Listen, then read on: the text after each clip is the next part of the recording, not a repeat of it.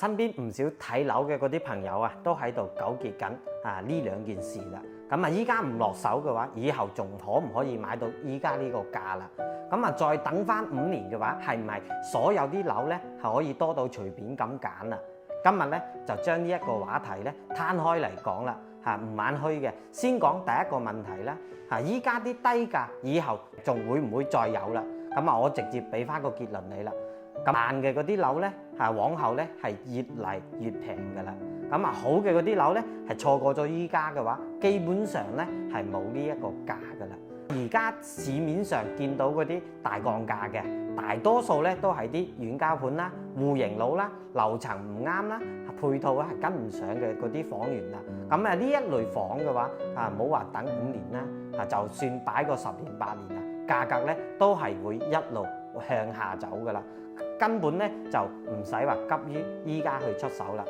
但係核心地段嘅、交通便利嘅、戶型方正嘅，物業咧都係比較優質嘅嗰啲優質房咧，佢依家咧係已經跌到咗地板價㗎啦。呢幾年嘅一個市場調整啦、開發商衝業績啦、房東嘅一個資金周轉啦等等呢一啲已經係讓出咗實實在在嘅一個優惠㗎啦。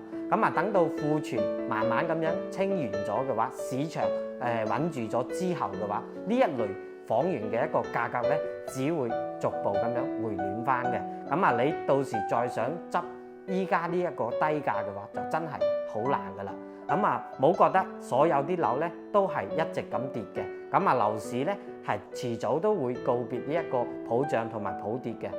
分化咧係先至常態嚟㗎啦。再傾傾大家最期待嘅。5年之後係唔係真係可以隨便咁買㗎啦？我喺呢度咧奉勸大家啦，醒下啦，呢一個諗法咧真係唔現實嘅。5年後嘅一個市場咧兩極分化咧，亦都係只會越嚟越嚴重㗎啦。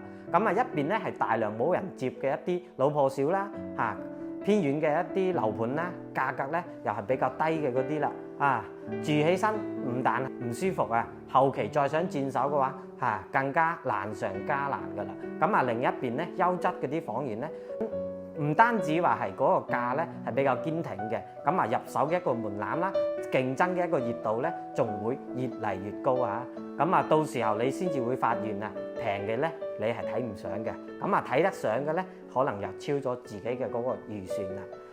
以前買樓咧眯埋眼咧都可以賺到嘅紅利㗎啦。往後嘅一個買樓咧，全部都係靠翻眼光好多人咧總係諗住抄翻個大底先但係底部嘅話從來咧都唔係話某一個價格，而係當下嘅呢一段窗口期普通人咧根本係踩唔準咩叫做最低點㗎啦。最後咧同大家講翻2句心裏話啦。如果話係剛需自己住嘅，打算咧係長期住嘅，仲係想呢一個資產咧進行一個保值嘅，眼下咧係優質嘅房源嘅話基本上都係一個低價嘅窗口期㗎啦，一定要把握住啦。如果咧係想要炒樓賺快錢嘅話，趁早打消呢一個念頭啦。